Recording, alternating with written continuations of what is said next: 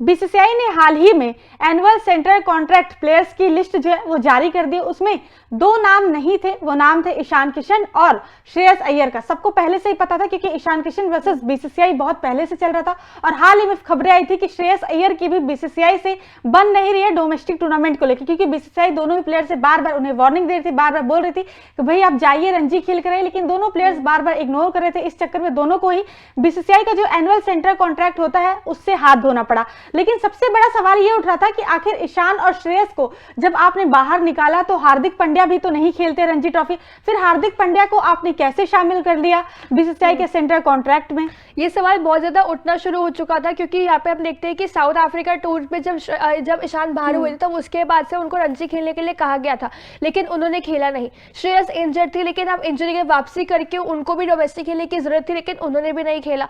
इस कारण उन दोनों को यहाँ पे सेंट्रल कॉन्ट्रैक्ट से बाहर किया। लेकिन हार्दिक की तरह चोटिल होते रहते हैं और ऐसे में स्टेटमेंट्स ऑब्वियसली कहीं ना कहीं काफी आती है। इरफान पठान की भी स्टेटमेंट कहीं ना कहीं आई थी कि आप अगर ईशान को और श्रेयस को टारगेट करें तो हार्दिक पांड्या को भी टूर्नामेंट खेलने की जरूरत है। वो हालांकि टेस्ट क्रिकेट अब नहीं खेलते हैं, लेकिन एटलीस्ट अगर रेड बॉल टूर्नामेंट नहीं तो आप व्हाइट बॉल डोमेस्टिक खेल सकते हो। लेकिन अब अगर आपको बताएं तो इसके ऊपर एक बड़ी स्टेटमेंट आई है बीसीसीआई अधिकारी की तरफ से।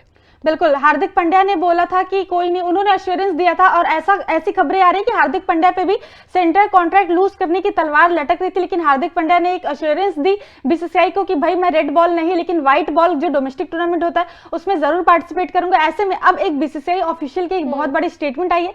चलिए नजर डालते हैं उस स्टेटमेंट पर। हमने पांड्या के साथ चर्चा की है जिन्हें उपलब्ध होने पर घरेलू व्हाइट बॉल टूर्नामेंट खेलने के लिए कहा गया है।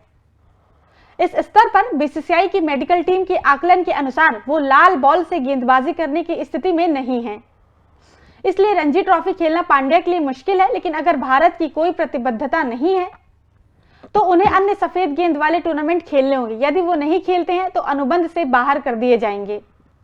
इसके बाद आपको अगर एक चीज और बताया, जैसे कि आपने इसमें भी देखा कि बीसीसीआई ऑफिशियल ने भी ये चीज कही कि हमने ऑलरेडी हार्दिक पांड्या को बोल दिया था कि अगर वो यहाँ पे नेशनल ड्यूटी पे इस समय नहीं है, इंजर्ड नहीं है, तो घर बैठने की जगह उनको व्हाइट बॉल टूर्नामेंट खेलने की जरूरत है। रेड बॉल वो नहीं खेल सकते अपनी फिटनेस की वजह से, कहीं ना कहीं काफी लंबे समय से, इसलिए वो टेस्ट क्रिकेट खेल भी नहीं रहे। लेकिन T20 ODI वो खेलते हैं और उसके लिए अगर वो यहाँ पे अगर मुकाबले नहीं खेल रहे तो उन्हें व्हाइट बॉल क्रिकेट खेलने की जरूरत है। और अगर आपको बताया तो रिपोर्ट्स के मुताबिक ऐसी भी खबर आई थी कि सेंट्रल कॉन्ट्रैक्ट में उनका नाम आया है वो तभी आया है जब हार्दिक पांड्या ने रीअश्योरेंस दी थी कि वो खेलेंगे। यहाँ पे सैयद मुश्ताक अली ट्रॉफी जो T20 लीग जहाँ पे जो होती है, विजय हजारे ट्रॉफी होती है, वहां पर वो खेलते हुए हमें नजर आएंगे। जब भी यहाँ पे अगर वो इस समय नेशनल ड्यूटी पे अपने नहीं होंगे, ये रीअश्योरेंस हार्दिक पांड्या ने खुद दी है।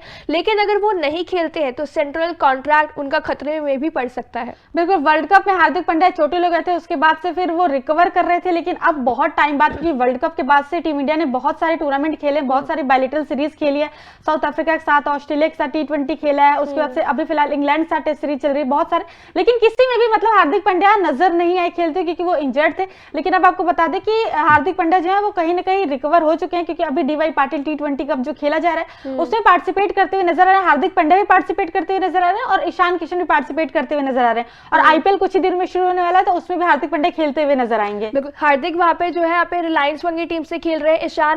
ईशान ने वहाँ पे जो है मैदान पे उतर चुके खेलने के लिए।